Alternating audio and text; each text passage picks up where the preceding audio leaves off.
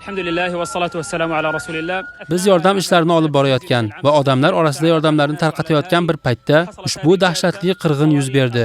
F-16 harbiy uchoqlardan otilgan raketalar oqibatida ko'plab shahidlar, ko'plab yaradorlar bor. Hanuzgacha ko'plab odamlar vayronalar ostida qolgan.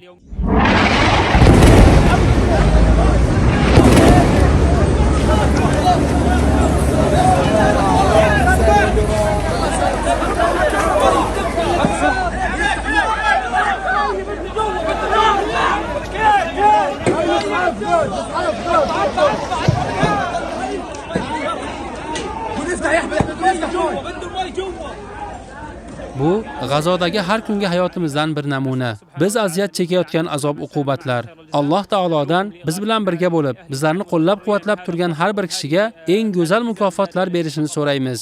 Siz azizlarni ushbu boshpana markaziga amalga oshirilgan bombardimon oqibatida zarar ko'rgan yurtdoshlarimiz uchun tezkor yordam berishga chorlaymiz. Ushbu maktab binosida qochqinlikdagi oilalar yashab kelayotgan edi va odamlar telefonlarini quvvatlantirish uchun bu yerga kelishar edi. Chunki bu yerda ayrim mahalliy generatorlar va kichik energiya tizimi ishlar edi. Odamlar bu yerga kelib, telefonlarini quvvatlantirishar edi.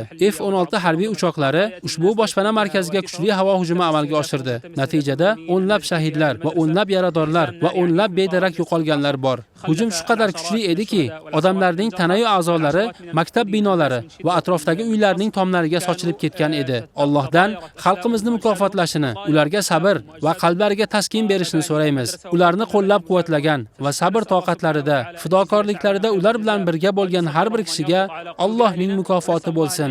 Alloh sizlarga baraka yog'dirsin. Ushbu murojaatni sizga saxovatli qo'llar nomidan 2025-yilning 5-may kunida izzatli G'azo sektoridan yo'llamoqdamiz.